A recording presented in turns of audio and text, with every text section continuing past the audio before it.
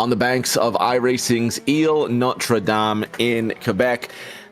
From Circuit Gilles Villeneuve, the party continues after last week's missed race at Watkins Glen. We are here for race 16, the ABN Grand Prix of Quebec. I'm Rick James with Liv Hayward by my side. Liv, a little bit of technical difficulties that caused us to miss that last race there, but you're going to bring us up to speed on what we missed at the Glen. Yeah, absolutely. So we raced last week, coming back from the summer break with 6 rounds to go, 3 ovals, 3 road courses, and it was a wet affair down at Senator Lake. 4 cautions flying in that 45-lap race, 3 near the start of the event, 1 just past halfway, which knocked out a few contenders and knocked some of our championship runners down towards the tail end of the field. They cut back through, and as the track dried on the final lap, a mistake from Tucker Sawyer dropped him from 1st to 3rd, and inheriting the race lead was Emma Kruger, who took her first race win since winning the Season 3 title more than 2.5 years ago. Christina Ryan slotted in 2nd place ahead of Tucker Sawyer, with Carmen Sienna and Nicholas Pressy rounding out that top 5. What this does for our points at the 3/4 mark of the season is it leaves Nicholas Pressy with a 54-point lead over Christina Ryan, who has 6 points separating herself from Tucker Sawyer in 3rd.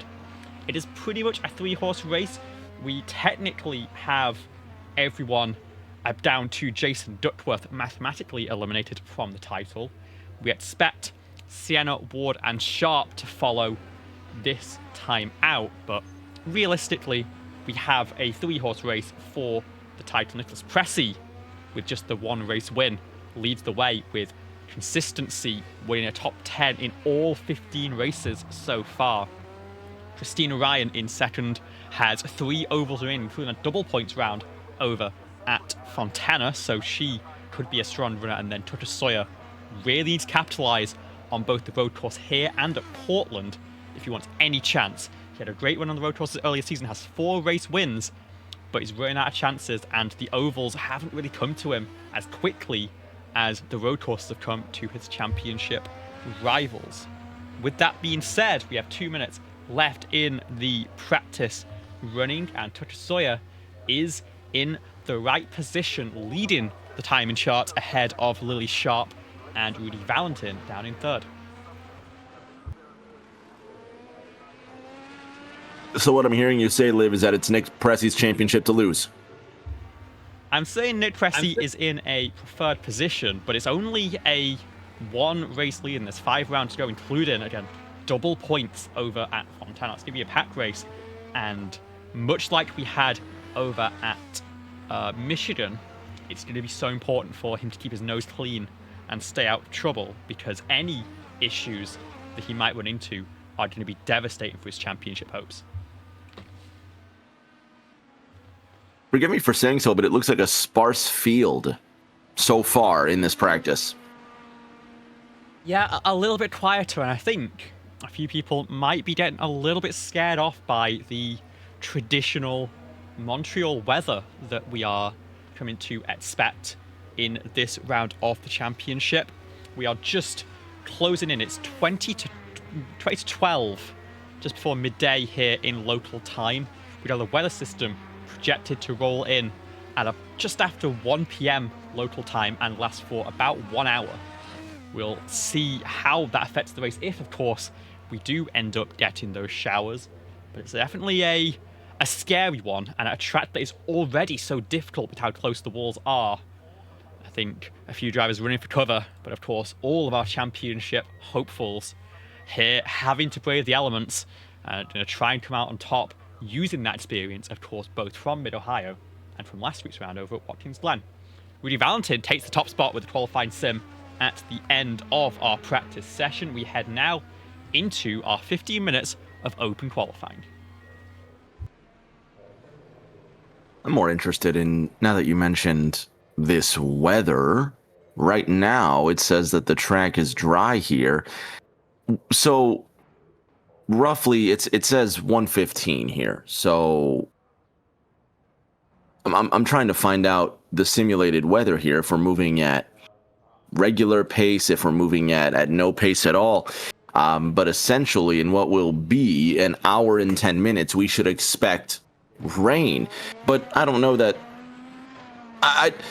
Looking at this qualifying session, it's going to be 15 minutes here for qualifying. I don't expect this race to take another hour if it does. So if the rain does come, it's going to come, what, in the last 2 or 3 laps of the event? I would say maybe about halfway through, because this qualifying takes us past noon. Then we have the warm-up set, well, the gap to the warm-up session. Then the gap past the warm-up session. And to our standing start, the race is expected to start around 12:30, and so it'd be definitely in the back half of the race, but it really does depend whether the system rolls in before we end up seeing the checkered flag. And of course, cautions can be thrown by the admins on road courses. We had 4 of them last week in the wet conditions. If there is some calamity, road courses, Liv, I'm going to stop you right there. Let's unpack that. 4 cautions at Watkins Glen. Apparently, all 4 of them came in the middle of the S's, where drivers were trying to have too much speed, hit standing water. Obviously, it's a big pinch point on the track. You don't normally have incidents there, but when you do, they are big ones. And that is why it came through. We've got some similar pinch points here, so very well happen over at the Wall of Champions. Could happen through really any of the chicanes in the middle sectors. We have our first drivers starting their qualifying runs. It is Nicholas Pressy, who we are following on board with. Has 4 pole positions in his 71 starts, but I believe that 94 crew battling some issues, some hardware issues over the past, well, really all season, but rumours of last week with a analog stick replacing a steering wheel. Still using the pedals, of course, but it's going to be interesting to see how Pressy holds on through these road course races, where that is going to be more of a concern. A little bit of a graze of the wall there could invalidate the lap if iRacing deems contact. Looks like the car's in one piece, which is the important thing. You've got to be careful here because those walls are awful close. Well, it is a street course. For those that don't know, these are public roads on this island in the middle of the Notre Dame River. I think they had a World's Fair here, a World Expo in the late 80s as well. Matter of fact, I think Walt Disney drew inspiration from the massive structure they have here for his Epcot project, or maybe it was the other way around. I'm not sure. Somebody who knows better than I can correct me if I'm wrong, but it makes sense that these are tight, walled-in roads. They are public roads at this park. Yeah, it is. You can. I don't know if you can drive around them necessarily because people probably don't crashing, but I know you can cycle around these roads when the park is not being used for a racetrack. Of course, an iconic track in Formula One, and I've got to say, it races fantastically in these cars as well. That push pass really helps you down that long straightaway down into the Wall of Champions chicane. No push pass available during qualifying. Nicholas Pressy half a second clear of the field to Sawyer in second place, and Christina Ryan in third. Our top 3 in the championship early on the board as our top 3 on the timing sheets. No, I was incorrect. Rudy Valentin, has now jumped up to the top of the board and breaks that up. We know Valentin, a road course ringer, so would have a good shot at this one.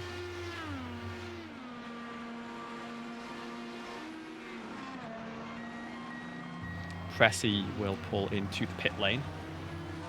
Sawyer continues on. Sawyer's on the primary compound tyre, so he's going to be on a longer run here. He's going to try and qualify high up the grid on those tyres.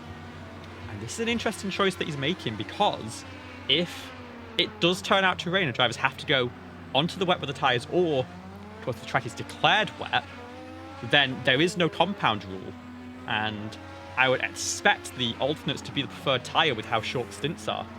So Sawyer taking a gamble that this race stay dry, and that drivers being forced onto the primaries at the end will give him an advantage. We're, what, 5 minutes into this qualifying session now? So far, it's Rudy Valentin at the top.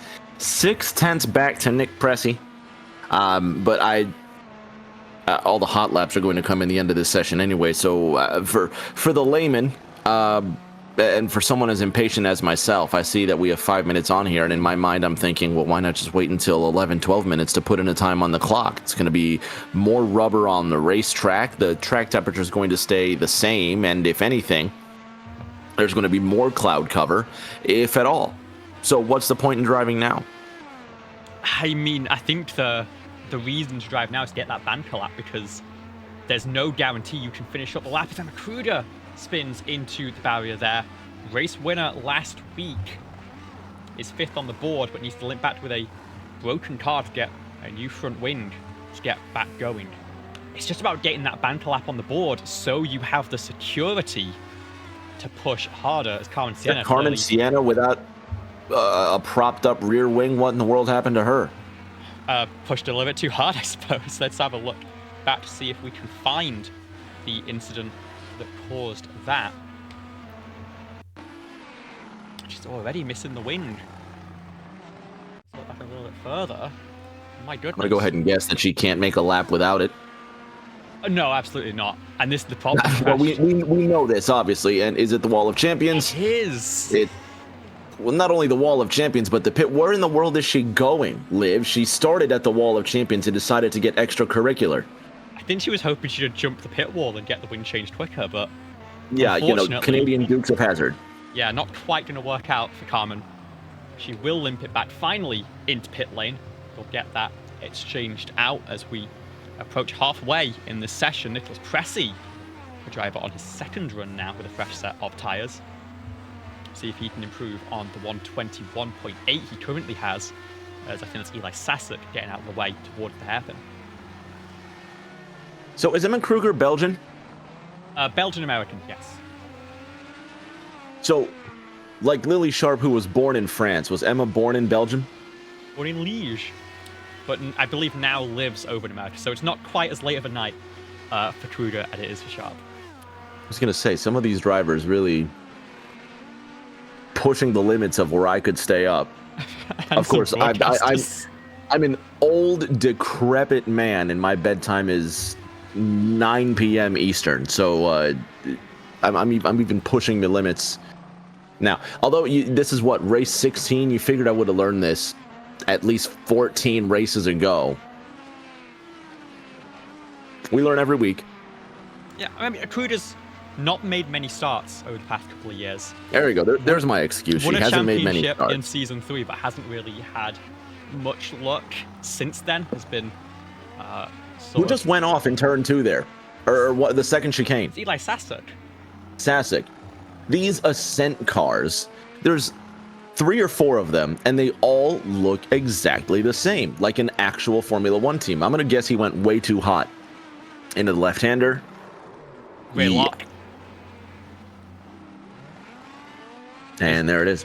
This is a track that does like a rearward brake bias, but of course, if you try and put that steering handle in or try and put the brake pressure too high while you've got that high brake pressure, then the rear tyre locks and it just snaps you around. Literally no contact for Eli Sasek. But he'll come back in and has a spin ahead. Is that Sawyer? That's third place. That's Tucker Sawyer that just went around. And luckily no contact, but as he has hopped onto a set of alternate tyres, he's not actually set a lap on them yet. I think that might have been his first attempt at a flying lap. And he's have to try and swap those in now, as Lily Sharp goes second fastest with a 121.8. Still more than half a second away from Rudy Valentin. In fact, Sawyer is going to keep those tyres going and go to start a flying lap here. Let's talk about Rudy Valentin. Where did he come from? A rookie, limited starts this season, and he's leading qualifying in Montreal? Yeah, I mean, he is really a road course ringer, has been when he showed up the past couple of seasons, is marked as a rookie, of course, but has made previous starts in the championship, just does not go over the threshold to pick up the non-rookie designation. First race start back in 2022 at the Daytona Road Course. Principal won at Suzuka at the end of the year. and has always been strong when he's shown up at exclusively the road course races.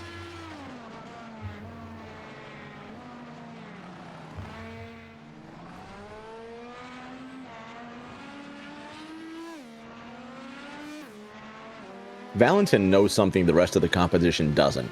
Because to have a half-second stranglehold on the next driver is something you see between Nick Pressey and Tucker Sawyer, but it's another 2/10, another 8/100ths, then another 2/10, 3/10 in positional order from 4th all the way down to 10th.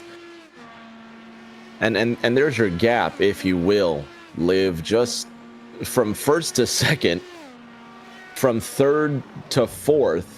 Now, obviously, we know Tucker Sawyer is much more capable of getting another few tenths, but boom, Tucker Sawyer.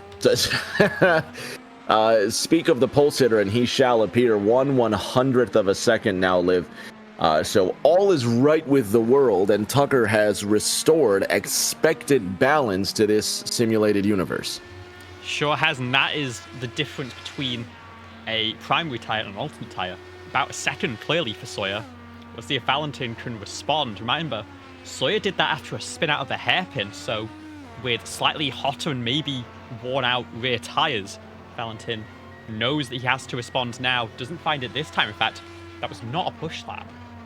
The question for Sawyer will be if he can come into pit lane and get a fresh set of tires for a final attempt, especially with, and this is a new thing for the update the driver's still getting used to, the tires start off a little bit colder and they take a little bit longer to get into an operating window.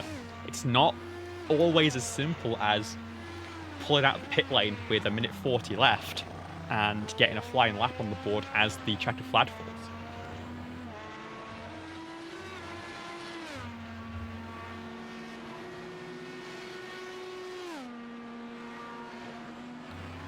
With 3 minutes to go, I just feel it's just so much of a risk. If there's anything you haven't figured out by now, and this is just me being cynical, but I really don't think you're going to figure it out in the next 2.5 minutes. It takes you, 90 seconds just to get around from the pits back to the start-finish line. It's not about figure, it's about execution. It's about confidence. Firing it between the walls here.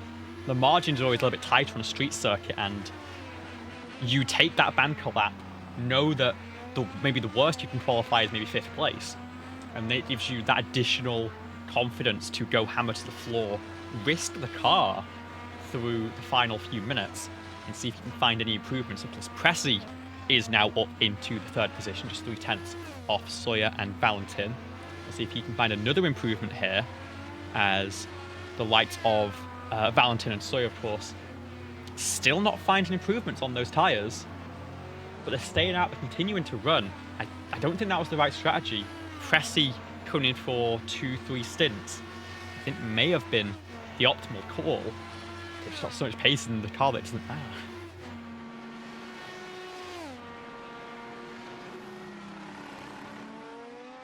And there's Pressey. That will be session over for Pressey.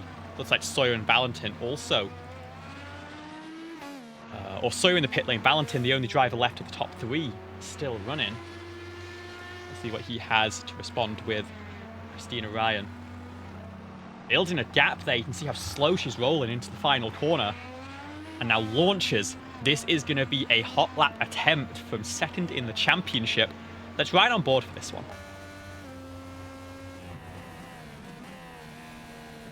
You want to make sure to not cut too much of turn 1 because that curb has an awful lip that'll spit you out. Then hood it tight through turn 2 and then commitment brake just after the 2 board here. Throw it over the curbs. Use that second curb, but don't get too close to the wall. And then hood the inside to open up this next section. Miss the first curb as much as you can on the power early, but thread it in so you don't wash out into the outside wall. There'd be a DRS board in an F1 car. It's where you use push to pass in the race to make a move. Brake right under the bridge to go over these 2 big sausage curbs. Again, that wall, you can easily feed yourself out into it. And then the hairpin, so tricky. Brake late, but make sure you've got all your braking done before you start turning the wheel. Because otherwise the front tyre will lock. You'll just plow wide. A little bit of understeer there, Christina, but uses the rear rotation to get going again. Checker flag will fly in the qualifying session, so this has to be it for the number 80, the Season 2 champion, as she throws it through the wall of champions. Heavy on the curbs if you're brave enough. You've got to be if you want to try and get the pole position. She actually threads it through, avoids the wall. Can she get into the 121s? Can she get to pole position? Yes, to the first, but she'll only jump Lily Pelletier sharp and move into the 4th position. Now, does Valentin have a response? Touch Sawyer is just 100th of a second away. Can he do it? No. Peels into the pit lane. And I think that will be Tucker Sawyer with the guaranteed pole position here. Is anybody surprised? Let's be honest with ourselves. Is anybody surprised? With no disrespect to the rest of our competition, Tucker Sawyer is just a road course ace. How many poles is that for him this year? I will get you that information just a second. A lot. It's quite a few. Definitely a lot. That would be more than some. 4th pole position on the season, but the first one since the Indianapolis road course back in May. Struggled recently, could be a return to form, and it's right when he needs it, with the championship starting to fall away from the number 19 crew. Well, that does it for our 15 minutes of qualifying. We're going to have a 5-minute warm-up session. We're going to talk to our pole sitter, and we're going to get started for tonight's action. Round 16 in the 7th campaign of the ABN Champ Car World Series. Rick James here with Liv Hayward by your side. Don't go anywhere. Grab a snack. We're going to be back with our pole sitter in just a few moments.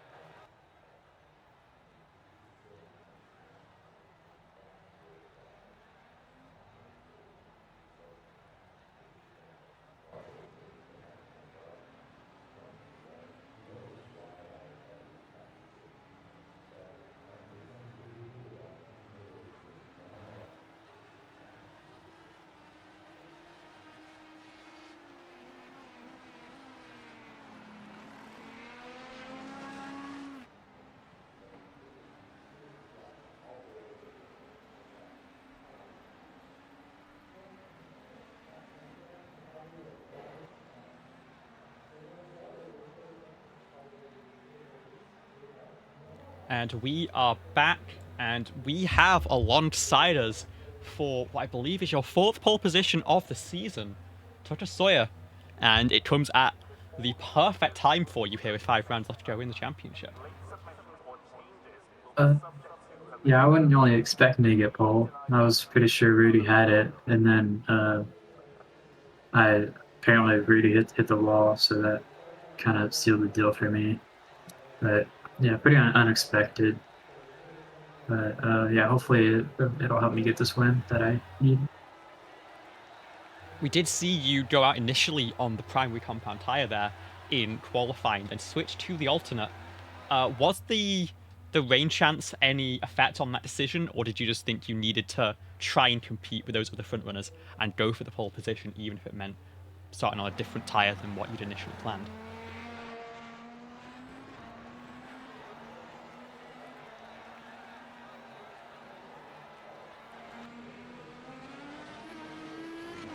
I can't hear you on Discord. I can hear you on the stream, but not Discord. Oh, apologies.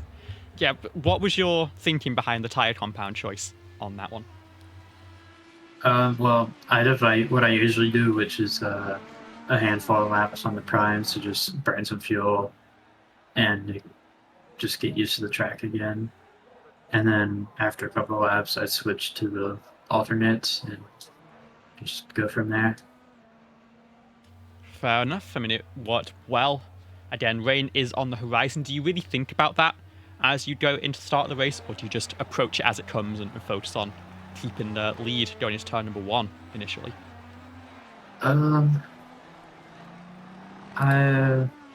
I've done some rain practice today, so I feel pretty confident.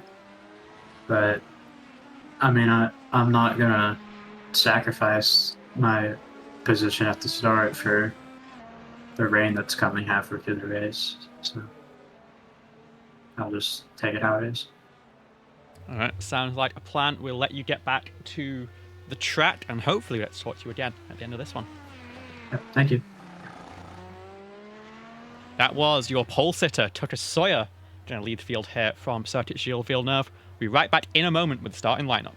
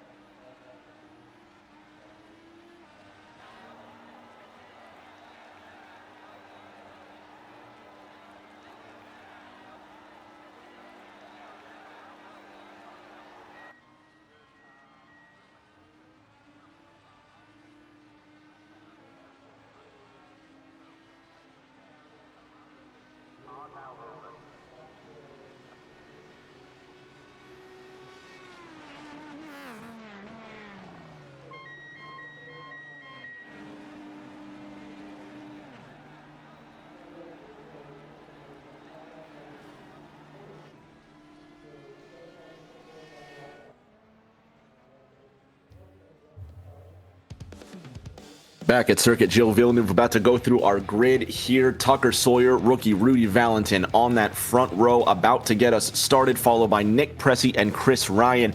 Lily Sharp, Emma Kruger in that third row as well. All race-winning contenders, followed by Bryce Saucier and Eli Sasick rounding out 7th and 8th. George Ward and Mitch Samedo going to round out your top 10 positions as our warm-up ends, and we're about to get started. Mo Perry, Carmen Sienna in that next row of action. Don't forget, Carmen Sienna had a crash in practice. Craig Yor, JD, Jason Duckworth rolling off 13th and 14th, followed by Evan Eisenman and Bren Roberts, and one Colin McDonough rounding out our 17 cars in today's race. Cars lining up, about to get gridded. We're going to have no more than another 90 seconds to 2 minutes on the grid. And it's going to be a frantic run into turn number 1. Round 20. Liv, we have what, 5 rounds to go? Yep, 3/4 of the way through. So you've got to get it done now if you want any chance of holding on to that title. And remember, rain going to roll in about half an hour. We'll see if it affects these drivers, whether they'll have to react to it before the race ends. But for right now, it's all eyes on those lights as the final couple of cars start to make their way to the grid. Enjoy the silence now, because as soon as they get into gear, it will never be quieter. Ready to fire them up. After 4 cautions last week, the cars put themselves into gear, the revs will climb, and the flag is out. We are racing in Montreal. Tucker Sawyer gets a great start. Rudy Valentin already lacking behind into the first couple of corners. Everybody trying to file down and avoid contact with each other. Nick Pressey sitting down in 3rd. Chris Ryan in 4th. Lily Sharp in 5th. Clean and green out of the first corner. Tucker Sawyer with a massive advantage on the competition. First 2 corners are clean. Now into the 3rd chicane. Cars falling off of the track. 1 car already going around. 2, 3, 4, 5 cars involved. The track is blocked. It looks like Carmen Sienna may have gotten involved as well. Eli Sasick's been involved. The caution flies. Liv Hayward, and we don't even make it a third of a lap before we slow them back down. And this was exactly what we were fearing, especially through that downhill section. We've seen controversy there in Canadian Grand Prix before. Here, it was just a horrible crash. Before that, though, Christina Ryan made it up 2 positions on the initial start. So let's have a look at exactly what went wrong for these drivers as we get back under caution, and some of these drivers have a chance to get fast repairs as that's kind of spun down at the hairpin. So we're going to slow this one right down here. This is Emma Kruger on the inside of Price. Sosa locks up, runs wide, is on that awkward bit of track that sort of throws you back outwards. And it's exactly that that causes contact with the 71 of Lily Pelletier Sharp. And there's just nowhere to go at this point. It's such a bottleneck. You see, I think that's Bryce Sosa gets caught up there. Just nowhere to go for, I think, Eli Sasek, potentially, in that number 9 car.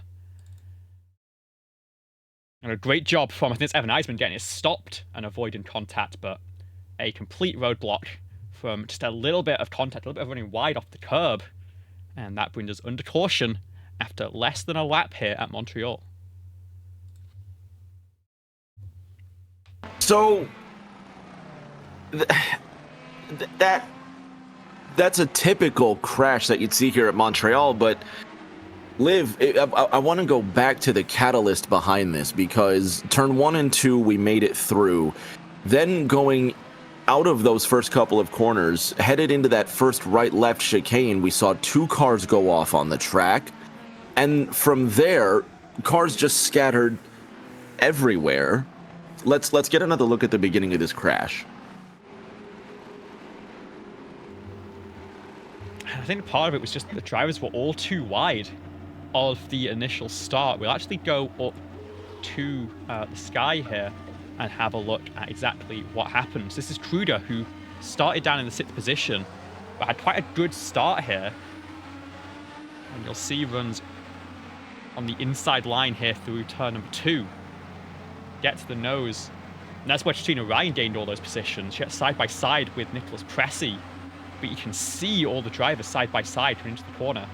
Goes for a lunge and just locks up the rear tyres. It's this curb that throws you outwards. Even though you're turning the wheel to the left, it just goes in a straight line and contact with Lily Sharp. I mean, once a car goes sideways through what is already an extremely narrow course, there's only one way that this is going to end up. So, all right, we're inside the final 40 laps, obviously, and these cars didn't even get a chance to get moving. Matter of fact, 2 or 3 of these cars haven't even had a chance to come down pit road and try to repair these race cars. Sasek finally comes down into the pits. Tucker Sawyer's our race leader. Chris Ryan's in that 2nd position. For now, of course. Matter of fact, the lights are still on top of the pace car. Liv, can we get a word with Chris Ryan? I will have a look to see. And it does not look like Christina is available, unfortunately. So, all right, let's see. Let's bother somebody who is available. Let's bother Carmen. Say again. Let's bother Carmen. That's always a fun time. Let's bother Carmen.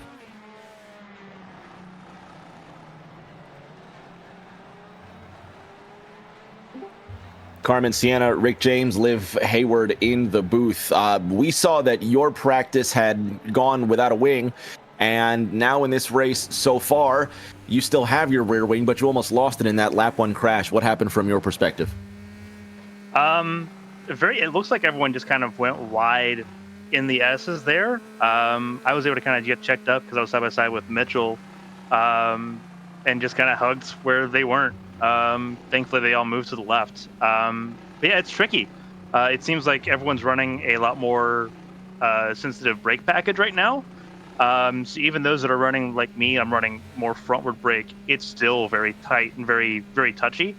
And I don't think everyone's quite adjusted that yet. So with these tires getting even colder, I think the concern is that it's going to happen again on this next upcoming restart. But hopefully we have the same luck we had on lap 1. Yeah, everyone just needs to mind their P's and Q's, really. Just a lot of impatience, and it's going to get worse. Good luck. We'll be watching from the safety of our chairs, and hopefully we talk to you at the end. Hopefully. We've been have a good run, so hopefully we can keep it up. Thanks a lot. Have fun. Liv, something interesting that she said, everyone's going to have to mind their P's and Q's because she expects that this will happen again. Obviously, we're going to restart single file, correct? And I'm the not control. sure, actually. I think it's Is it? often double, but with it being lap 1, sometimes it does revert to single file. To see how they form up once the pace car pulls in. We had 7 cars make pit stops there for repairs. So everyone from 12th on back is in their backup car and has no second chances left in this one. Fantastic. Well, everyone's certainly going to have to mind their P's and Q's now, won't they? That's actually, yeah. We'll see what's up.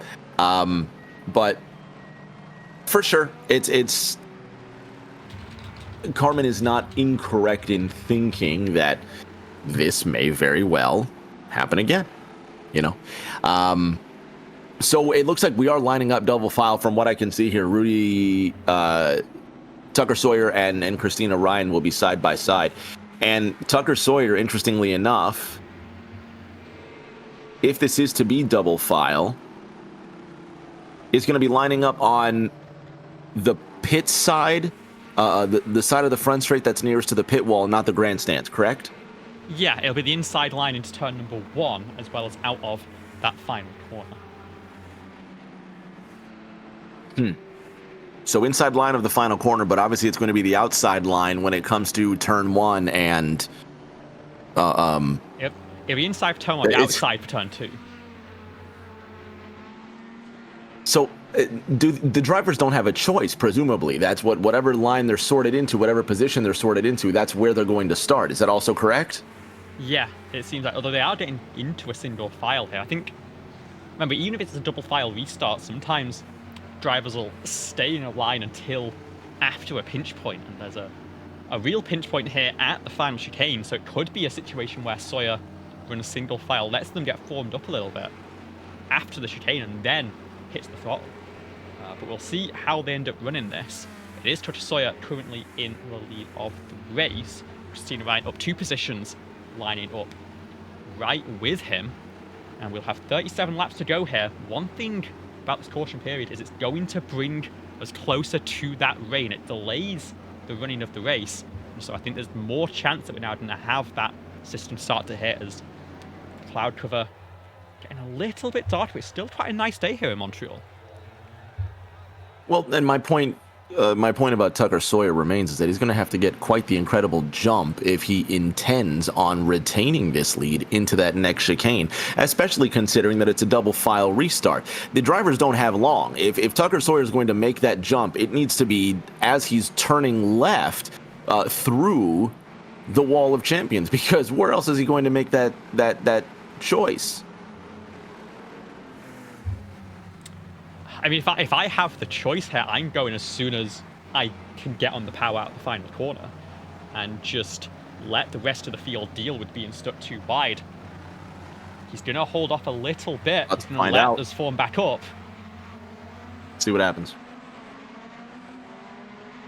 There it is. Green flag is out. Does Christina Ryan get the jump? Tucker Sawyer just trying to get the advantage. He's just cleared her front wing into that first corner, and he's got the undisputed lead. But look at this, 2-3 wide. George Ward almost going off in that first corner. More chaos. Cars being lifted into the air.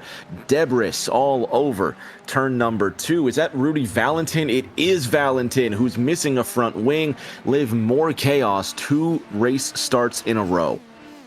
Yeah, and it looks like this one is more likely to stay green. It's not in that same pinch point that we had down at 3 and 4. So we'll get a look back at that in just a moment. But, of course, that bunched up a huge amount of the field behind your race leaders.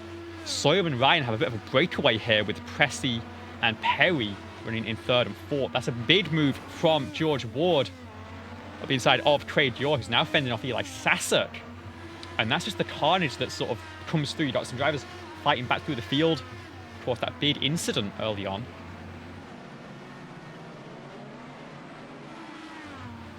Right, Sosa has more wind damage after getting caught up in the first incident as well. So a horrible day for the 07. Well, it's only going to get longer. We're only 5 laps into this 41 lap event. If drivers haven't gotten it together now, if their car is still in one piece, after one lap, it looks like for the most part, drivers can settle into their ride. At the front, Tucker Sawyer, now ahead of Christina Ryan by what is relatively a considerable margin, and that same margin back to Nick Pressey. Bren Roberts has Mo Perry directly behind him. George Ward, Evan Eisenman, they all start to concertina back together. But sanity has prevailed in this first lap, and straight away, Tucker Sawyer is making his intentions very well known. Yeah, no, it's a great restart from Tucker. Got ahead of the chaos, closed off that inside line in turn 2, which is where Christina made 2 positions on the initial start, knew what the threat was, did a great job to close it off, and now has the advantage that he's had on the road courses all season.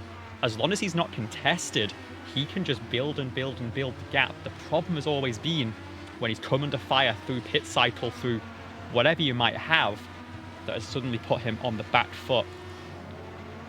Side by side down through the hairpin here, that's Craig York and Evan Eisenman. We have some drivers carrying damage. Mo Perry with half a front wing limping along until the pit window opens. And of course, we had 3 drivers peeling to pit lane last lap from damage on that restart. That's lawn mode from Evan Eisenman. Gonna try and go around the outside. He's gonna spin. He's gonna catch Carmen Sienna in that one. Heavy damage, it looks like, on the 96 as well as on the 66, of course. Has Carmen got away with that, or is there some wheel damage being carried on that? Let's go to the helmet cam and see out of turn number 2. Oh, and I think she might be very lucky to get away with that one without a huge knock to that right front wheel. Let's go back to the crash if we can. I want to see what happened out of that final corner. Evan Eisenman looks like he got loose as Carmen Sienna is flying bits of sod out of her race car. So talk me through this one, Liv, because Eisenman is seemingly just loses the car by himself headed into the final corner. Here's alongside Craig York. Yeah, and I think what happened here is that he just went a little bit too deep trying to fight, got some dirt on the tires here as well. Crucial moment. And then brakes deep, has that dirt, gets a rear lock, which again we've seen from a few drivers, spins it, and unfortunately Carmen just doesn't have the time to react like the cars behind do in cutting the chicane. That is going to be big damage to Evan. We'll see how Carmen fares from that. But I also want to go back and look at that initial incident on the restart between Valentin, Sharp, and Kruger. So this is just a lap or 2 ago here.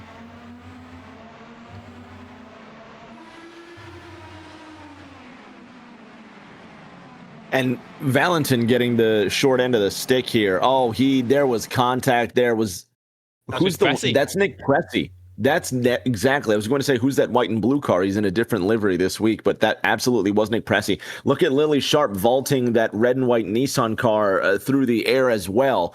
Lots of new colors this week, so forgive me if I lose sight of who's who, but it wasn't just Valentin, Liv. A lot of cars got tore up. That's Bryce Saucier, one of the Nick Pressey machines. Yeah, and unfortunately got caught up with the incident. It's right on board with Pressey to see what could have been done from on board the 94. As the outside line goes deep, it turns to the inside, and it's a lockup. Just locks it up, trying to get it stopped a little bit too late for turn number 2. And Pressey ultimately gets away with it, but leaves chaos in the wake. As we go back now to our live pictures. And the caution's out. Oh, okay, well, looks like Mitch Semedo, Lily Sharp, Emma Kruger all having a big incident here. This is only 9 laps into our 41-lap race. Oh, more, wow, actually. Who was that was involved? Let's go back further here. This is well ahead of the crash. Let's see if we can focus on Lily Pelletier Sharp, though. That's her and I believe Mitch Semedo in that green 8 car. It starts with Mitch. Someone's going. Okay. Is it contact? And this is right behind Carmen Sienna. And lights up the rears out of the hairpin. Oh, the ascent car gets into him. Nowhere for Lily to go. And who's that fourth car that was just involved there as well? That's a Macruder, I think, in that blackout steam for Gear Cats. I think so at the has wind damage from that. At the front, everything remains unchanged, but all the action happening in the back. We're under caution again. So we are going to let the drivers get sorted, get these cars fixed up. We're going to take a break, and we're going to come back and have some more fun with this one here, because we're not even 9 laps into this, Liv, and already we got some carnage. So what do you say we'll take a 60-second break, and we'll come back and do this thing right? Sounds good. Back in just a moment.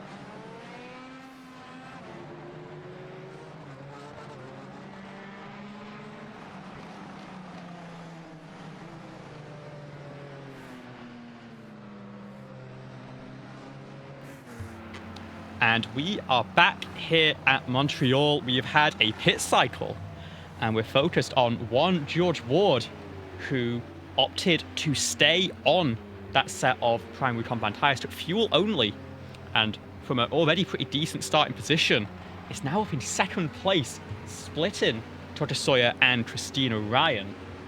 I believe as the field comes through and we wait for this race to go back green, Rick James is going to have a word with that number 8 car, who now sits in third position. Christina Ryan, Rick James, and Liv Hayward up top. You got me? Yeah, I got you. What's up? We want to get your perspective on this race. Week after week, you're a race-winning contender here, but now Big Pink George Ward has decided to put his Big Pink wing in your view, right behind Tucker Sawyer as well. Tucker got the best of you on that last restart. So what changes do you need to make, because that 19 sailed into the distance on that last start? Yeah, well, Tucker's got the best of everybody on these types of tracks. So I was very happy to just gain those spots off the start and kind of survive the calamity. I don't know how this is going to go. I took primaries on this stop. My reasoning being, if it doesn't rain until the very end of the race, I'd rather be on hot, sticky reds if it doesn't get wet enough for wet tires and it's just slick, versus having to slide around in the rain on, primary or whatever this compound's called. So I don't know if that'll work out in the short term, but yeah, as far as that, I don't blame what George is doing. I think it's a good idea to get some track position, especially with the Wreckfest. So how do you manage that? That's one question that I have, because this isn't going to go anywhere. I mean, this could, I could be wrong, and I often am. I hope that this is the last caution that we see. But given the chance that it isn't, is the restart your only opportunity to make up positions? No, absolutely not. I think we have a really good race car. I love this racetrack. We're kind of taking it easy through this phase. I know the rain's going to be the great equalizer if it does come, and I think if we can just hang around in the top 5 until the rain comes, I think we have a good shot to win this thing, because I feel really confident in the rain, and we did really good at Watkins Glen last week, and it seemed to really benefit. All right, Chris, you have fun. Hopefully we talk to you at the end of the show. Yeah, appreciate it. Thank you. All right, Liv, we're going to let her get back to work. These drivers are going to do some work of their own. 11 laps going to be completed. So we're going to start lap 12 of 41 with Tucker Sawyer on the button. George Ward is going to be on his right-hand side, and Christina Ryan directly behind Tucker. So if I'm Christina Ryan, I'm thinking stick to Tucker's back end and try and take advantage of George Ward in turn 1. Yeah, I mean, that's always the idea. You want to try and follow the leader through in this situation. The problem for Trina is going to be she has been on that outside line for turn 1 and has taken advantage of it switching to the inside for turn number 2. She's in the opposite position this time, and of course has those primary compound tires that are going to be difficult to fire up and keep a hold of. So we'll see how she's able to react on this restart. She has the best seat in the house for when Sawyer times this one. Can she get the jump on George Ward and get back in second place? Is she going to be under pressure from drivers like Nicholas Pressy and Brian Roberts on those alternate compound tire? Well, she's going to be under a lot of pressure not to make a mistake. The tires are cold again. The drivers are going to have to be extremely careful not to spin the tires on this restart. It's going to take great concentration. Luckily, she is a great driver, so the expectation is that she will do the necessary job and get the right restart done. But we also didn't expect there to be 3 cautions 11 laps into this race. Have we run more than 3 green flag laps yet? I think so. We only had 2 cautions because that Is there only 2? incident down at turn 1 was at a wide enough bit of racetrack where it didn't end up bringing the caution out. Well, maybe if I could count, we could probably get the stats right. I can't do numbers. We've already established this. What I can do is get excited about this restart. 11 laps will be completed of our scheduled 41. The championship is in the balance with drivers like Nick Pressy in 4th and Tucker Sawyer in 1st. Still plenty of laps to decide it. Sawyer will have control of the field as the sun shines in Montreal. The pace car is in. Sawyer looking for another great restart with George Ward to his right-hand side. The flag drops. We're racing again in Montreal, and this time they're still side by side down the front straight. Headed into that first corner, will Christina Ryan stick with Tucker Sawyer? Will they go through all of them in one piece? So far, so good. Liv Hayward, nobody's turned around yet. Yeah, and George Ward's gotten to the inside of Tucker Sawyer there. George Ward takes the race lead from Tucker Sawyer out of turn number 2. We saw Pressy get around Ryan as well, using that inside line for turn 2, but George Ward, with an incredible restart, now leads the field down towards the back straightaway. And I mean, I did not expect to see that at all. I'm surprised and impressed. Who doesn't love to see the underdog take that top spot? So headed into the hairpin, Big Pink George Ward leads Tucker Sawyer in that second position. Brooklyn's Nick Pressy gets around Christina Ryan, and now Pressy sits in 3rd. Eli Sasek rounds out the top 5. How about Bren Roberts, Liv? He's already up 10 places from where we started as George Ward leads the parade towards the Wall of Champions. Yeah, great run from Bren Roberts, staying out of trouble through those early incidents. Started on the back row of the grid and now has a really strong position as we head through this one. 1 lap completed on this restart. George Ward continues to hold the race lead, but for how much longer can he fend off the number 19 of Tucker Sawyer? This is great news for the cars behind, especially for Christina Ryan, who, as this stint goes on, will start to feel the advantage of those primary compound tires more and more. Carmen Sienna spun out the final corner. A couple incidents on the back of the field on this initial restart. Let's have a quick look. Tucker Sawyer's on the attack, Liv. He's all over the back end of George Ward. And it was down to just 1/10 of a second right before we cut to them. Here now goes Tucker Sawyer to the right-hand side, and he says, I'll have that. Thank you very much. And now new leader in the number 19, Tucker Sawyer. Nick Pressy is in 3rd. Does he smell blood in the water? You've got to imagine the answer is yes.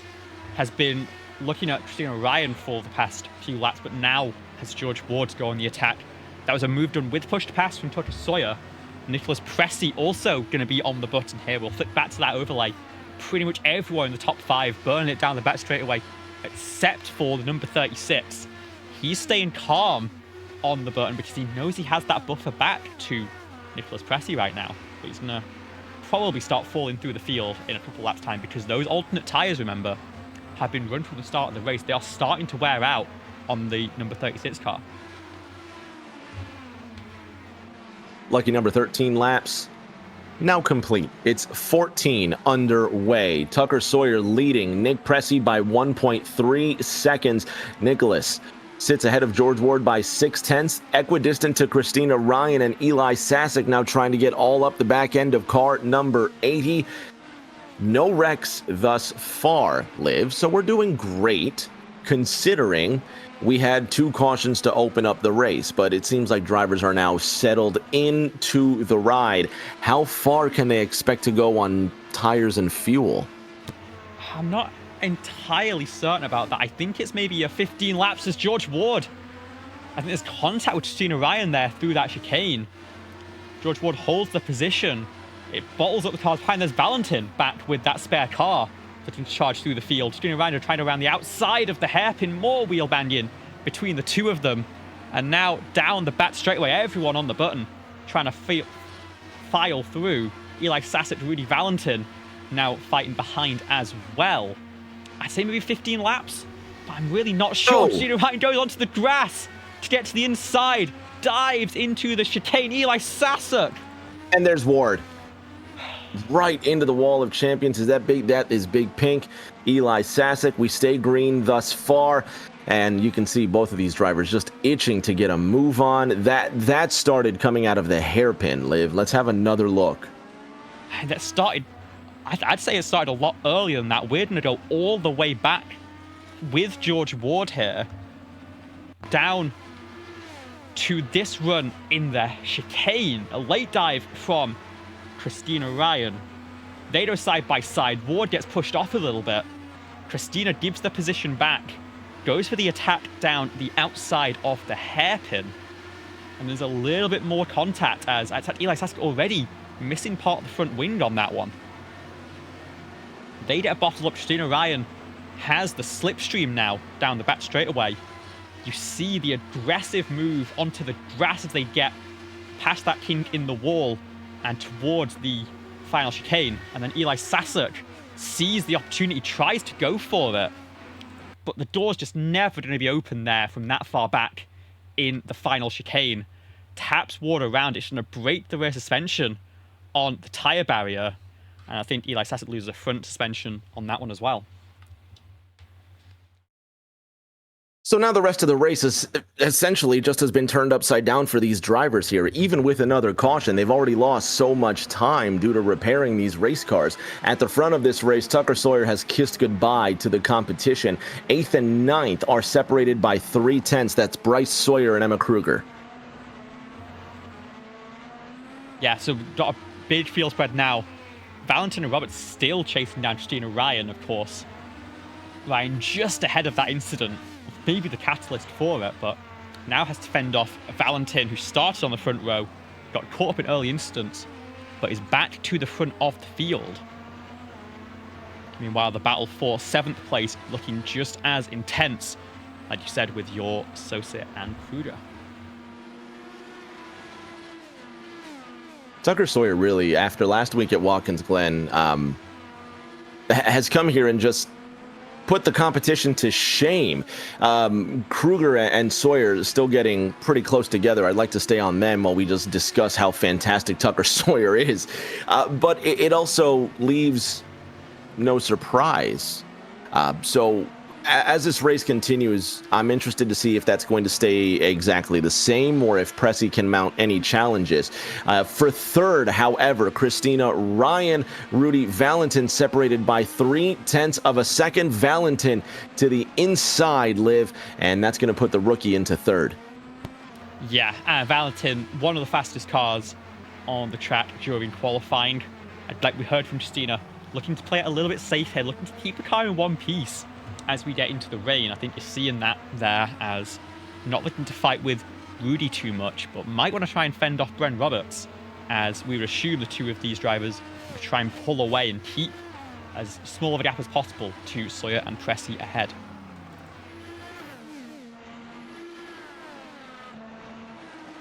All right, so let's do this, Liv. Who are you looking at so far? Who's impressed you in this race, and who are we looking at to move in what will effectively be the second half of this race? I think drivers that have impressed me, you've got to pick Bren Roberts up 12 positions, just staying out of trouble, and is holding on well to Christina Ryan and Rudy Valentin, two very fast drivers. Very impressive from the number 84. And in terms of drivers I expect to move during the second half, Emma Kruger, winner last week, has the pace and felt very good in those changeable conditions. If the fortunes can change as the rain starts to hit, if, of course, the rain starts to hit, I think that number 70 car could move forward quite effectively here in the back half of the race. So I'm looking at Bren Roberts. Bren is up into the 5th spot. He last pitted on lap 9 like everybody else, and he's gained 12 places from where he started. He's half a second behind Christina Ryan. I'd love to see what he could have for Rudy Valentin. I'm impressed by Bren so far. Also looking for Craig Yor to improve more. He's 0.4 of a second behind Bryce Saucier, and the Australian is taking Emma Kruger with him. So we're just before the halfway mark here. Gregors is up 5 places from where he started, defending his spot from Emma Kruger. And that's our tightest battle so far, Liv. They're only 0.2 apart from each other. Yeah, Bryce Saucier got the move done down into turn number 1 on Craig Yor, and now Kruger on those primary compound tyres, so should be the slower car in theory, but has so much pace in that number 70 is now to try and make the move into the hairpin potentially to stay with Bryce Saucier. There's the lockup, gets the move done. I'm not sure Yor's happy about it, and he's going to spin. Oh, Craig. On the exit, trying to get back to the number 70. Recovers without damage, but doesn't fall down out of the top 10 now as Jason Duckworth files through in the number 73. You could see the rotors were glowing red hot on Craig's machine, and he goes for a spin in the hairpin, and that's going to drop Craig, like you say, out of the top 10 down to the 11th position. Lily Sharp went green. Jason Duckworth went green on that most recent lap. Mitch Samedo, Jason Scott, they're separated by 0.3, now 0.4 of a second, while Tucker Sawyer continues to put on what has been the most dominating, 9 laps since they restarted this race.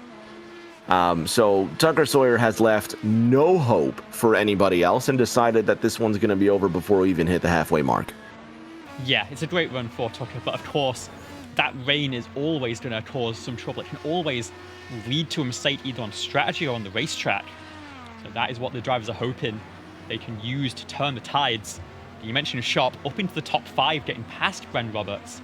The field's starting to settle back in to a rhythm, but still a great run for Bren, up 11 spots even after losing a couple in that run to, I think, Christina Ryan and Lily Sharp. Still holds on to the 6th position.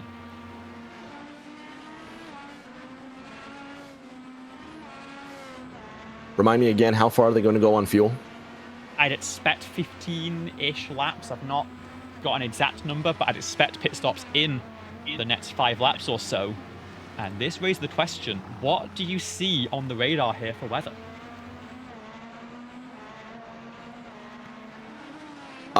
That's honestly nothing, to be honest. I see that in 9 minutes, it's going to be, the clouds are going to go to overcast, and then 60% rain, 60% chance of precipitation at around 1:30. And then that's going to go down to 33% chance of precipitation around 1:45. So when I say nothing, I mean nothing immediately. I'm looking for green and blue to go over my radar right now. Not so much, I suppose. Now, this is fun as well, because this track is very narrow, but it's also long, if you will. So I'm curious to know what end of the racetrack it's going to rain at. Is it going to rain first at the hairpin, or is it going to rain first in turn 1? Because that could determine when you make that pit stop. Yeah, the wind is blowing in from the west, it looks like, which means it would be, I think, on the front stretch first. We got some pit stops at the front of the field, so actually shorter fuel run than we were maybe expecting. Sawyer and Pressy stay out, but Valentin, Ryan, Sharp, Roberts all peel into the pit lane here. Christina will go back to the primary alternate Commentator, we think, as will Valentin. Sosa and Sharp still have to take that set of primaries that the other two drivers just took in that last stint.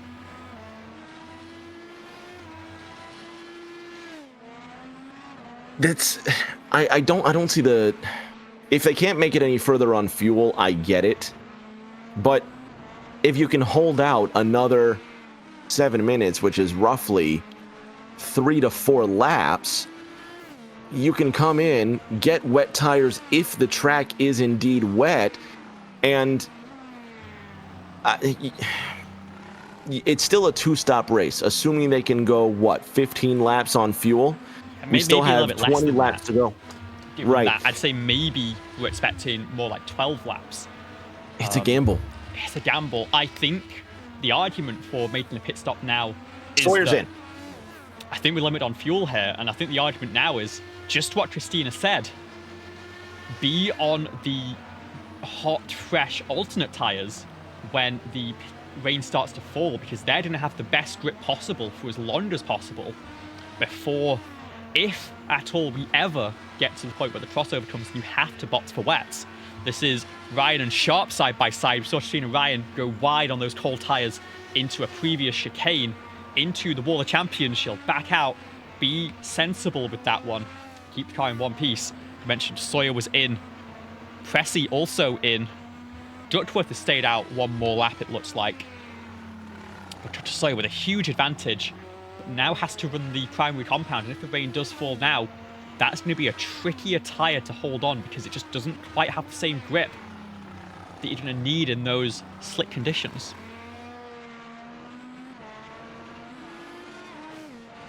As Christina Ryan said earlier, the rain is the great equalizer. So, looking at the radar now, however, my dear Liv, there is some color starting to creep into our little area. We have about 5 to 10 minutes before the first raindrops, but of course, once the first raindrops hit the track, there's still 1, maybe 2 more laps that you could do, depending on how heavy that rain is. Far more than that. We saw up mid-Ohio how long drivers were able to stay out on warm, slick tires, especially if the rain is light. The question just becomes, what sort of rain are we talking about, and how quickly do drivers have to react if it is a heavier shower than maybe we saw over at mid-Ohio to start off proceedings. And Bryce Sosa is missing a nose cone. We'll see. What in the world happened to Bryce? It's not the first time he's missed a piece of his race car. Evan Eisenman had an incident. George Ward's also had an incident here on lap 21. Maybe drivers just experiencing cold tires. Caution is out. Oh my goodness. George Ward, so Eisenman goes around by himself. George Ward goes right into him. And then we're watching Bryce Sosa now to see his involvement. We'll pull up the Eisenman and Ward incident first, because this is what's put us under caution now. It's down in the hairpin where we saw the second caution of How many times have we seen this today? It's so tricky on throttle down there.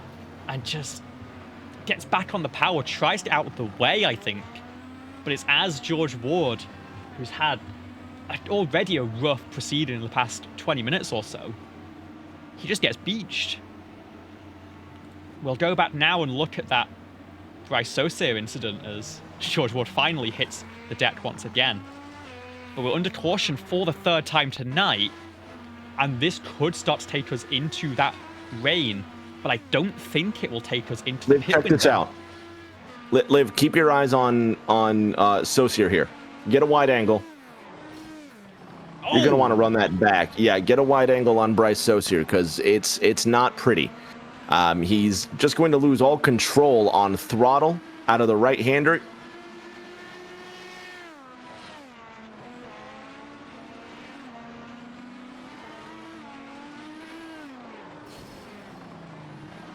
Snap of oversteer sends him into the wall, and it breaks that suspension as well. That's not pointing true. I think might have already used the fast repair earlier, as has George Ward, of course. And so unfortunately, a couple tires now being eliminated from this one. We'll go back to our live pictures. See the safety car queue as the sky's looking very grey now over at Montreal. Tucker Sawyer leads from Rudy Valentin, Lee Pelletier Sharp, and Christina Ryan. Gwen Roberts in 5th, Nicholas Pressy, championship leader, down in the 6th position. I don't think if you pit now, you can make it on fuel to the end. And so if the rain isn't here, I think you stay on this set of tyres and hope that you can run a little bit longer. The question of cars further back in the field, do you take the risk? Do you maybe pit onto a set of wets now and just hope it's a torrential downpour, go for the Martis Winkelhock strategy? Ask again, I missed the last part. The Martis Winkelhock strategy from the 2007 European Grand Prix. Go onto the wets while everyone else is on dries, then when the downpour hits, they all have to come in. You lead the race. I had no idea they had named this after Winkelhoff. I have just now. Because I'm thinking to myself, who the hell knows about the 2007 European Grand Prix? It's not like it's the 2005 American Grand Prix. What a random year to pull that out. Although I will say there are some years where the rain does come out or some fantastic event happens and you end up getting a crazy race winner, like Pastor Maldonado. What race was it that did he end up getting a podium or the race win because of rain? I think it was 2012. We do have Rudy Valentin taking the gamble here. Valentin and Roberts, the only two to pull down pit road here, so they are going to try and fuel save to the end. See how that goes for them. I don't see any chance of rain within these next 15 minutes, however. Yeah, I mean, Valentin has some side pod damage. They'll try and get as much of that fixed as possible. Has not used the fast repair, so could have got that fixed, but he's saving it for a rainy day. Bren Roberts follows behind. The rest of the field stays out, and the sun is starting to shine again. Look at this. The sky already is seeing the sun peek back through those clouds, and we've not had a single drop away on our cameras yet.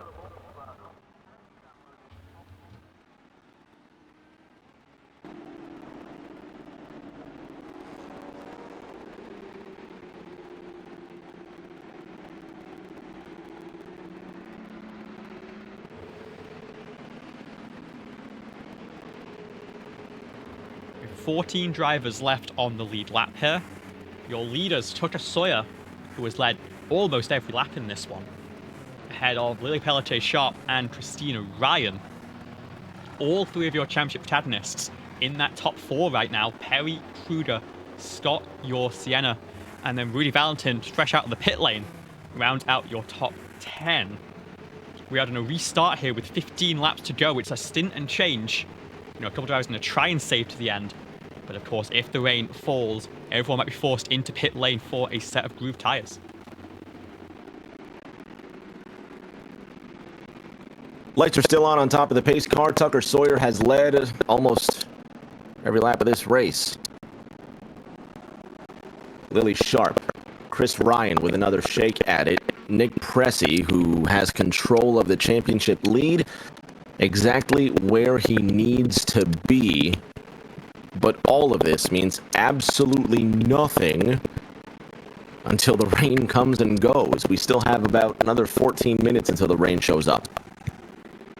Yeah, it's looking more and more likely that it's going to be a slick track at the end of the race, but likely not a crossover to the wet were the tyres. Of course, the more safety car laps we run, we've already had 3 cautions now, the more likely it is we go into that rain period. But if it's light rain, these drivers can very easily run 10-15 minutes just on those warm tyres before the track really starts to fall away.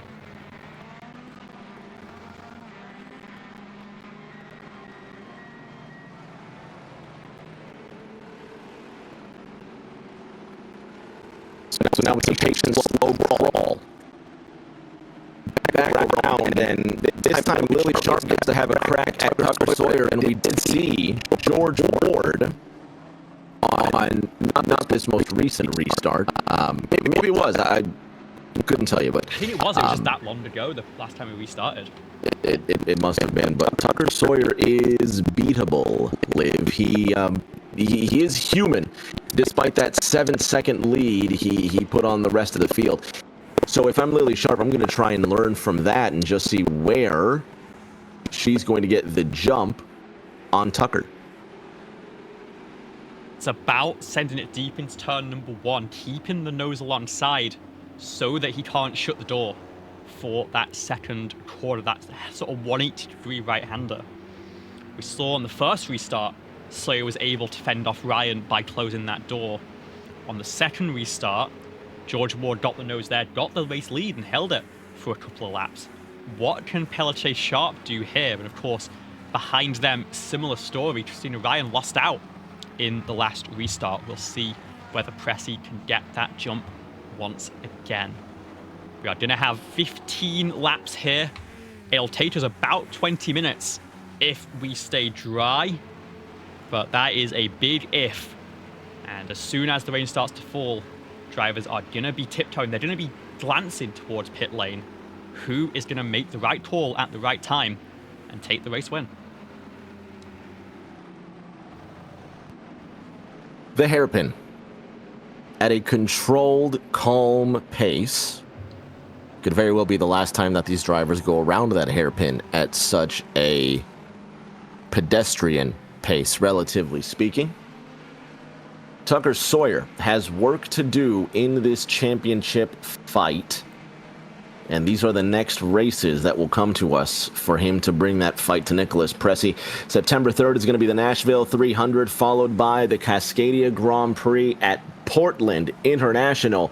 That's going to be 3 weeks from now.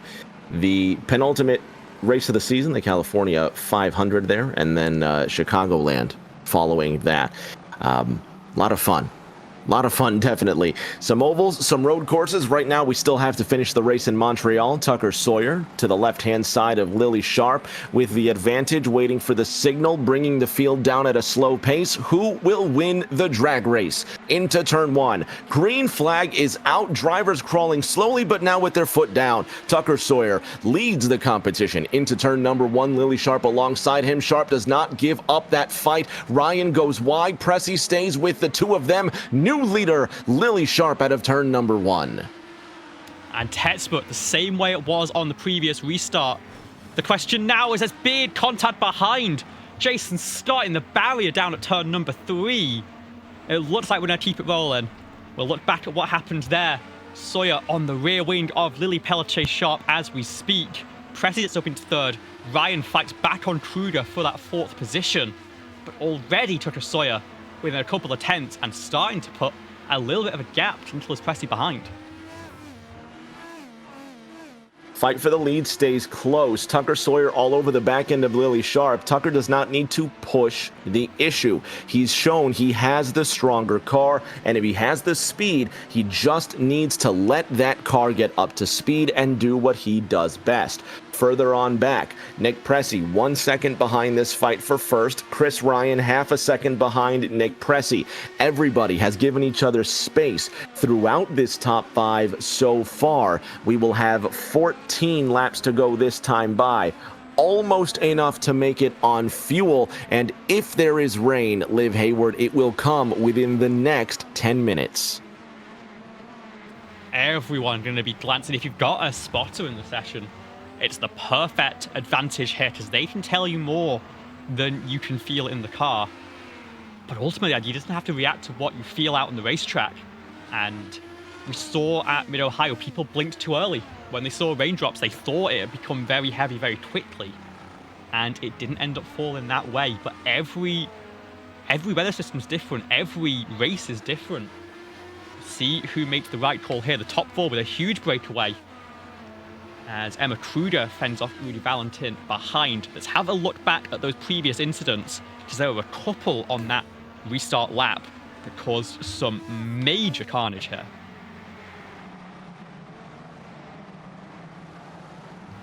Not the first time we've seen this, however. Probably the second or third time we've seen this today. The first few corners. Look at that. What is that launch on Jason Duckworth? It looks like Scott, if we can go on board, maybe listen to the car, we can see if Scott just forgot to hit the brakes or just was coming in way too hot. Have a look, have a listen.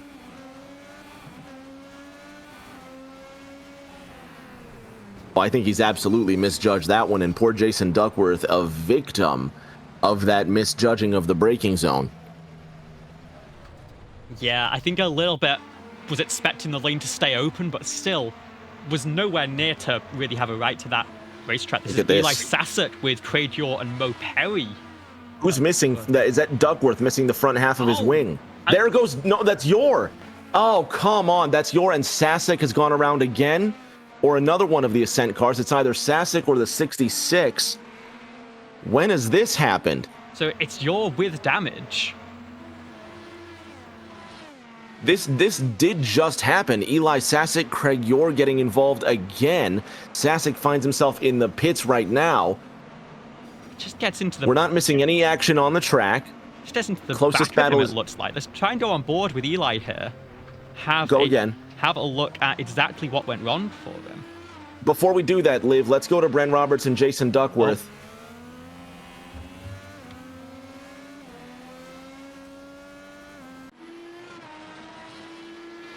They're just a few tenths apart here. Say again, Bren Roberts leads Jason Duckworth by a couple of tenths. Yeah. And down into the wall of champion chicane. Duckworth doing a great job holding on. We have 11 laps to go next time by here. Lily Sharp still holds the race lead from Nicholas Pressey as Chuck Sawyer. Lily Sharp. Yeah. Lily Sharp just went purple, 122.06. Pressey, I didn't even see he got around Tucker Sawyer. This is on lap 29, so just one lap ago. And that's the problem with those primary tires. They don't fire up as well. Sawyer was forced to take them in the previous set of pit stops. And he's just Sawyer also went what he needs to fight those top two with, yeah. Sawyer went extremely wide into one of the chicanes here. And he gave up the position. So we have 11 laps to go. Tucker Sawyer on the harder black compound. Nick Pressey on the softer red compound. Same with Lily Sharp. Rain, Liv. We have a 59% chance of precipitation in the next 5 minutes. So far, we're still dry. Yeah, it's really hanging on. I'm starting to doubt we're going to see that much of it. If we are, it'll be right at the end of this one. It is Sharp who leads Pressey, and then again, Tucker Sawyer on the primary compound tires. If we do get rain, those are going to be the wrong tires to be on. They're just not going to have the same grip that the alternates will. So it's going to be a very tricky situation to navigate for that group. An incident from Mo Perry further back. We'll have a look back at that while we wait to see if this rain is going to come and hit us. On board with my man Mo. Let's see what happens here. This is on lap number 30. He's going to go way too hot. He's already carrying too much speed into here. Oh, goodness. Well, he had it. And he just comes to a... doesn't even come to a halt. He actually keeps it off the wall. Mo knows more than I do. Looks like he actually just had control. No, fantastic work, especially in one of the tighter parts of the race course where there is zero or if there is room for error, it's incredibly slim, and Mo got away with one there, but he kept great control of his race car. Brent Roberts, Jason Duckworth still just trading blows back and forth. The next closest battle is Nick Pressey and Tucker Sawyer. They're 0.6 of a second apart. That's second and third, but how about that, Liv? Brent Roberts will scoot around Jason Duckworth there. Brent's up 9 places from where he started, coming to 10 laps to go. Yeah, it's a great run from Brent Roberts. And of course, Roberts, Duckworth, as well as Rudy Valentin ahead, they pit under that last caution. So if there is a possibility of making it on fuel to the end, those are going to be the drivers that have a chance at it if they've been doing a little bit of fuel saving. It'll be a shorter splash and dash if they want to take it that way. But drivers like Sharp, Pressey, Sawyer, Ryan, Kruger, we expect them to have to make another stop within these final 10 laps. For the drivers who pit under the caution, it's going to be difficult, but they might just be able to do it.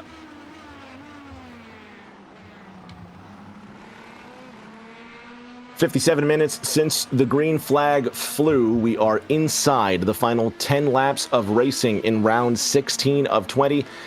Lily Pelletier Sharp leads Nick Pressey by 1 second. Tucker Sawyer is 0.7 off of that second place position. Exactly where Pressey needs to be to keep this championship fight under his control. Jason Duckworth still 0.2 of a second behind Brent Roberts. That's 8th and 9th up for grabs. Tucker Sawyer within that 0.6. Sharp is in. Liv, Sharp is in. So if Sharp has to come, well, and there's Pressey as well. Tucker Sawyer stays out. How far can he go? We have seen before that Sawyer tends to save a little bit more fuel naturally, but we wouldn't expect too much longer. It's a couple more laps, really, especially because Tucker's going to want to try and get onto a set of alternate compound tyres at the end of this race. We mentioned how bad it would be if he's on those primaries for the rain. This is the perfect chance to get off them and give them a chance to warm up before we start to see those showers, which as of right now, I'm still not seeing on the horizon. Got a bunch of drivers down on pit lane. Valentin, Pressey, Ryan all took fresh tyres. It looks like it's Sharp and Pressey had to go to the primary compound tyre. So that is where they have to pay the piper here. Emma Kruger has had an incident and is towed back to pit lane. So that's going to be day done for the number 17. You see on board with Pressey how difficult it is to get those primary compound tyres up to temperature. Now under immense pressure here from Christina Ryan in that number 80. Ryan has all that work to do, 0.4 the gap. Now, of course, Tucker Sawyer is now in. So Sawyer now in. Rudy Valentin 6 seconds behind Tucker Sawyer. And does Valentin decide to take the dive into the pits? He does not. Valentin stays out. You're still watching Christina Ryan, who's chasing Nick Pressey. This is going to be for the 5th position. Rudy Valentin's the new leader. Let's go back to Chris Ryan, who's only 0.2 behind Pressey. She's going to tuck her nose to the right-hand side, but she won't dive it in. Liv, Ryan is on the hunt. Every position counts. Yeah, and there you see Sawyer roll off pit lane ahead. Is going to be maybe side by side with them here as they come through. No clears the two of these drivers as they fight. Remember, Christina on the better tyre. Going to have a look to the inside. Has to be patient. Doesn't want to throw this one away. But the longer they run, the more Pressey is going to find an advantage on those primary compound tyres. So Christina's got to get the move done quickly if possible, because she needs to gain points on her championship rival here. This is a 54-point difference as it stands coming into this round. Ryan needs to close that in as quickly as possible. Inside the final 9 laps now. Actually, I think it's going to be 7 to go when they cross the line this time by. 14 seconds the gap from Rudy Valentin to Jason Duckworth. If Valentin, well, I was going to say, Valentin he has to go 17 laps on fuel, which isn't going to happen, and he is now in. So Jason Duckworth next, and as we still watch Christina Ryan now try to put the moves on Tucker Sawyer. I'm sorry, that's Christina Ryan and Nick Pressey, excuse me. Sorry, I just got lost there for a moment. Liv, what are we watching? I saw the front wing end plate off at the hairpin, and it's come off the car of Lily Pelletier Sharp in a battle with Tucker Sawyer that was happening just up the road from what we saw. She is missing that end plate. So she's going through hell right now. She's on the harder tire as well. Tucker Sawyer to the inside is going to get that move done, but she's going to fight that all the way. It's going to nearly feed Tucker into the wall. And this is letting Christina and Rudy catch up. Chrissy managed to secure that position into the hairpin. Now she has Tucker Sawyer right ahead, with Lily Pelletier Sharp acting as a bottleneck in the road for what is the net race lead. Sharp has every right to defend that position, but Sawyer has to get a move on. He's got to make the move around her. Talk about some boxing out, though. Lily's really playing some great defense here, but I don't think she can manage any longer. Heading into the hairpin, she's going to make it so difficult for Tucker. I'm so impressed how she's holding on. Tucker's got to get somewhere around her. He's got to get on the button, and he will finally clear Lily Sharp after an impressive half lap of defense. And Lily's actually out of push to pass now. She's used everything she's got left. She's going to try and slipstream through. She's got less drag on that car. Way. She has to back out there. Tucker Sawyer now safely in the net race lead as Jason Duckworth leads the field with 6 laps to go. How quickly could Christina Ryan get through with just 20 seconds of push to pass left? And remember, rain could fall any second now. That would, I think, be the nightmare for Lily Sharp here. Those hard tires with that wind damage. The last thing she needs is another reduction of grip. I'm about to burst all the rain fans' bubble. That chance of precipitation is not going to happen. We're going to stay dry throughout the unless the racing gods decide to change something or my telemetry is lying to me. We shouldn't have any rain in the rest of this race, but you never know. That's why we watch racing. Craig Yor is in the pits to fix some damage there. Jason Duckworth still in the race lead. He last pitted on lap 24, so he should be coming in right around now, actually, to refuel the race car. Tucker Sawyer is only 3 seconds adrift of him. Chris Ryan 2 seconds back of Tucker Sawyer. Rudy Valentin, Lily Sharp now making some noise. Yeah, and that just shows how difficult it is following behind a car with damage. Christina lost 2 seconds to Tucker Sawyer just while she was stuck behind Lily Sharp, and Tucker Sawyer was able to run away. And there's going to be contact. Oh, there's Valentin in the wall. Between Sharp and Valentin. That car, does it look steady? The wheel's still pointed straight somehow. There's got to be some damage lingering on that number 78. But holds on to what is now 5th position. Lily Sharp actually has a black flag now picked up for incident points. So she is going to fall down the order. And you've got to wonder, with knowing how close you are to the incident limit and knowing you've got that damage, at what point do you decide to back out of some of those moves and just try and limp the car home to the end? I think the idea is to finish the next 5 laps of this race with that damage on the car. Now, obviously, what you're seeing, the trade-off is, sure, you get to stay on the racetrack, but you have a lot more incident points because of that contact that you're taking on. So now Nick Pressey, who's 9/10 of a second behind Lily Sharp, shouldn't push the issue with Sharp. He needs to focus on keeping Valentin behind him, because obviously Sharp is going to have that black flag or those incident points. It's not Pressey's problem. Pressey needs to work on keeping the 78 behind him, because Tucker Sawyer is in firm control of this race. It's 4 to go this time by, correct? So yeah.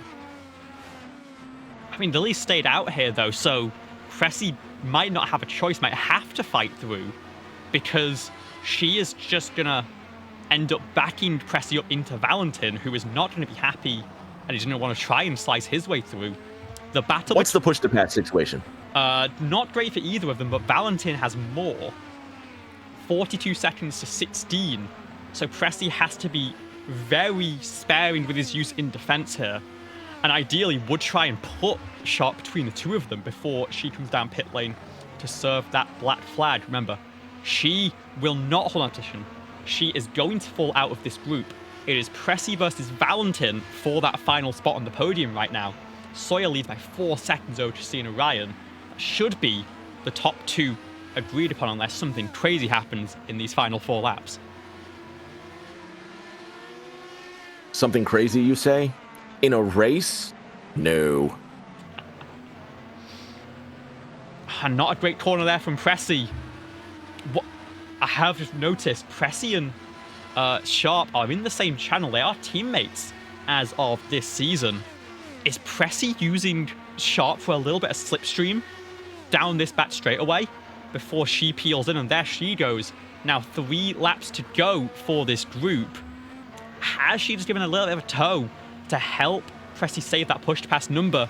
Valentin's on the button, going to try and get the move done into turn 1, but can't find the gap. That burns off a little bit more push to pass for the 78. Pressy continues to hang on in this fight for the podium. So now, clearly advantage Tucker Sawyer, but Nick Pressy, who's now cleared Lily Sharp, just needs to focus on keeping Valentin behind him.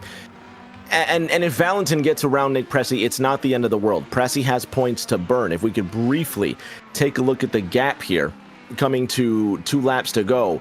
Nick Pressy enters this race with, what, 626 points? Yeah, I think that was the number. It was 54 back to Christina Ryan, 60 back to Tucker Sawyer. So they're both going to gain, but he is going to minimize damage. He's going to only lose about 15, 20 points as things stand. Oh, Commentator and Brent Roberts have come together at the end of this one. We'll roll it back, have a look at what happened. This was ahead of Lily Sharp, who had made that pit stop you see in the background, had Jason Duckworth for company. And is it a mistake from Carmen Sienna into the chicane? It is, and Brent has nowhere to go. Goodness. Oh, no. After Brent Roberts had climbed so much, he'd worked so diligently. Oh, that's a shame. And it's not the first damage for Carmen Sienna today. It's been that kind of race for her. But for Brent Roberts, who is miraculously, well, first of all, he didn't even come down the pits. He has no front wing. He didn't come into the pits. And he's still up 10 places from where he started. I think Bren's going to try and brave this out and finish the race with no front downforce. He's got 16 seconds back to Colin McDonough here. I would be surprised if he can hold on to that for 2 whole laps. He's going to lose the position if he pits, I guess. So take the gamble. But it's a rough one. Meanwhile, Sharp and Duckworth still fight 5th place behind. But this fight for the podium, Nicholas Pressy still fending off Rudy Valentin. 9 seconds of push pass for the 94, 20 seconds behind. Valentin is on the button. He's going to equalize with Pressy here. He needs to get the move done. No, Pressy responds, burns what is close to the last of his push to pass. How about this? Valentin. Look at Pressy just attacking those curbs. Valentin right behind him.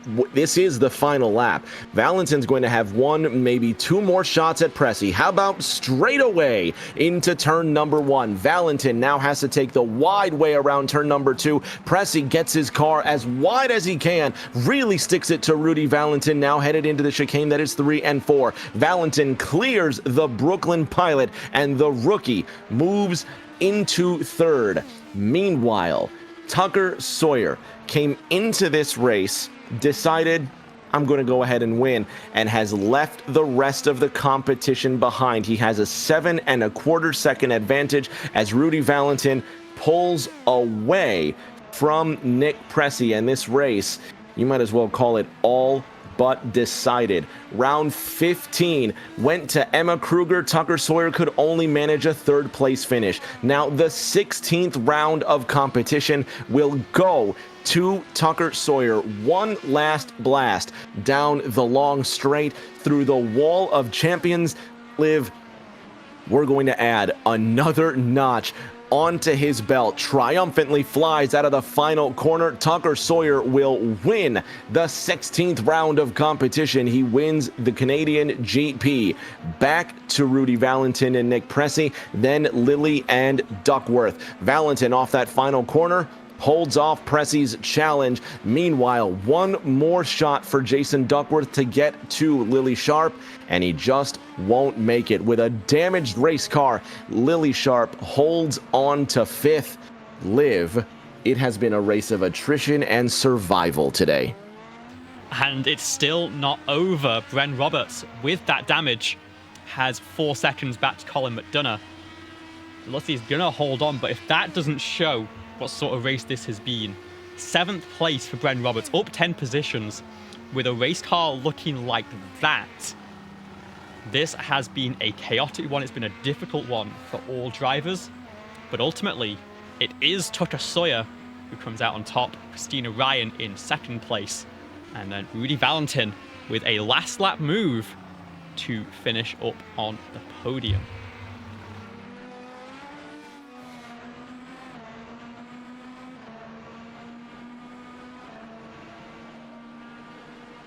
So we're going to collect our podium drivers. We're going to talk to them and I'm sure have lots of questions for how their race turned out.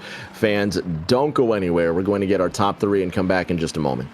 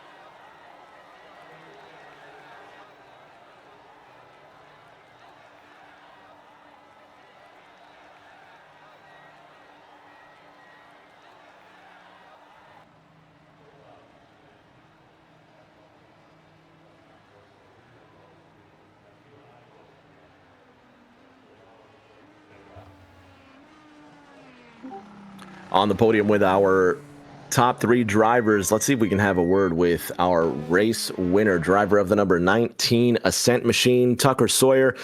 Tucker, you didn't really give a chance for anybody else to respond. This was your race from start to finish. Yeah, it went about the exact opposite of what I was thinking it was going to go, especially with the rain. I'm glad that didn't come. But yeah, really solid race there. I don't think I could have done any better.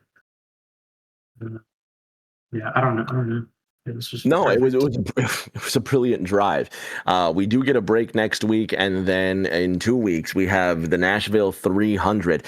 So the fight goes on. Obviously, it's not Pressie's championship yet, but you're running out of time. 2 weeks from now in Nashville, can we expect the same? I hope so. I don't even have that track yet, so I got to give iRacing more of my money. But Don't we all? I hope to do the same as well. I'll try. We'll see you in a couple of weeks, man. Congratulations on the win. Thank you. Liv, you've got our silver medalist, Chris Ryan. I sure do. Hey, Chrissy. Congratulations what's on up? the 2nd place finish, and more of all, just surviving that one. Talk us through just how you get through all those incidents in one piece. Yeah, well, the primary tires, like I figured when we talked last, were not going to be the best for me. But I'm trying to like kind of remember. A lot happened in this race, and a lot of the safety cars and stuff. We had to make a lot of moves today. I'm really proud of that. There was only one that was kind of sketchy with George, but that after that it was pretty much just a lot of really hard racing and trying to avoid a car on 3 wheels that was staying out. But I think just we had really good track position. I was able to make really good pit stops. I was really confident, even though I was losing pace in those mid phases. I was very confident that I was ready for it to be dry or wet. I wasn't committing to one thing, which is why I was kind of slow in the mid phase. But I'm stoked. P2 is not bad at all. And 2 weeks in a row of that, obviously the points kind of are whatever, but It's great to come out and get a couple of good finishes, especially on road courses. Yeah, we know to never ask you about a point situation because you'll never really pay attention to it. But we got Nashville in a couple of weeks' time. New aero package. Are you expecting anything good in that race? No, I have no idea actually. The last time we went there, we had the wrong package, and then my power went out, and that was like my only DNF of the year. So I just remember it sucked up until then. I was kind of glad the power went out. So if we have the short course package, which it sounds like you said we do, it'll probably be entertaining. I like the concrete tracks with open wheelers. It's always fun. I don't know. This is only going to be our like second oval, I think, since the refresh. So I don't really know how it's going to do. And I think it's our first short oval. So there's going to be a lot of unknowns. And, it's just going to be fun. I've been having a blast all day today, all week last week. I mean, it's been so much fun to just show up and, make moves on the grass because that's fun and make everybody kind of sit on the edge of their seat. I'm sure it was a fun one to watch. So more of that next week, I guess. Maybe not the grass, but we'll see. All right, sounds good. I know you got the media training, so rattle the sponsors, and then we'll see you next time. Yeah, of course. Well, thanks to you two, obviously, for putting it on. It was a bummer you couldn't be there last week because that was a good one too. But this was a fun one to keep tabs on with all the weather and a lot of things going on. So congrats to Tucker as well on the win and Rudy on the podium. He had a great recovery after the little scuffle towards the end. Shout out to Twitch and Honda, Rosgrees, everybody that makes things happen here on the number 80 team. And again, obviously, shout out to everybody who supports me every week and cheers me on.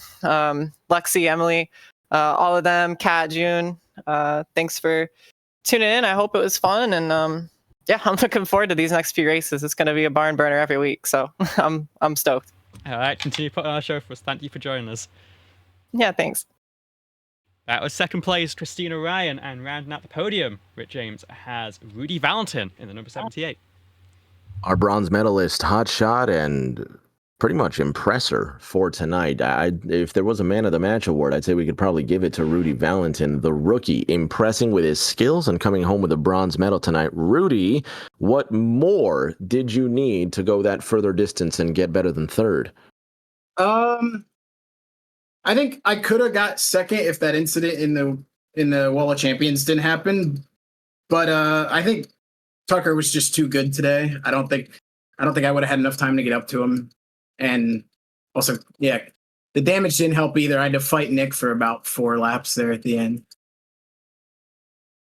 2 weeks from now, you're going to be taking your talents to the shores of the Nashville Super Speedway. Are we going to be expecting another podium finish? It's still a debate whether or not I'm going to show up to that one. But I'll think about it. If I do, I will expect the top 5. That's what I will say. Oh, you heard it here first. I hope you do. We're really impressed by your qualifying performance, and we really want to see what you can do in the rest of this season as well, Rudy. Thank you so much for your time, my friend. Any shout-outs tonight? Just team owner, Emma Kruger, for letting me run with her. That's it. Short, sweet, and to the point. Congratulations on bronze. We'll see you in a couple weeks. Yep, thank you. Liv, that after not being here for 6 weeks, I this sounds silly, but I feel sort of tired after so much that happened in this race. Let's break it down and talk about this championship moving forward. Yeah, of course. So Tucker Sawyer takes that race win from the pole position. Crucial with that 60-point disadvantage coming into tonight. Christina Ryan will come home in second, will fall to third in the points, but does gain on your championship leader. Nicholas Pressey got passed by Rudy Valentin on that final lap. They come home third and fourth, respectively, with Lily Sharp somehow, despite everything, ending up finishing in 5th place. You see the rest of the top 12 started all the way back in the grid. Jason Duckworth, Bren Roberts, Colin McDonough, Evan Eisenman, Craig Yor, and Jason Scott, your final lead lap finishers. Carmen Sienna was 2 down at the end of the day. And then Mo Perry, Emma Kruger, Eli Sassett, Bryce Sosa, George Ward, and Mitch Samedo all finishing a handful of laps down at the very least. It's compressed that entire top 3, with Pressey finishing behind both Sawyer and Ryan. As you said, 2 weeks' time, we head to Nashville It's 4 rounds to go, 3 ovals. We'll see whether Nicholas Pressey can hold on to that lead, or whether Sawyer and Ryan can try and pry it from his hands. That's going to do it for us, as we've been talking about passionately. We will be back in 2 weeks. If you thought this was crazy, we're going to put these things around the Nashville Super Speedway as the championship winds down right here on ABN. Follow us on all our socials. And until that next race in Nashville, everybody stay safe, take care of each other, and we'll see you all around the corner.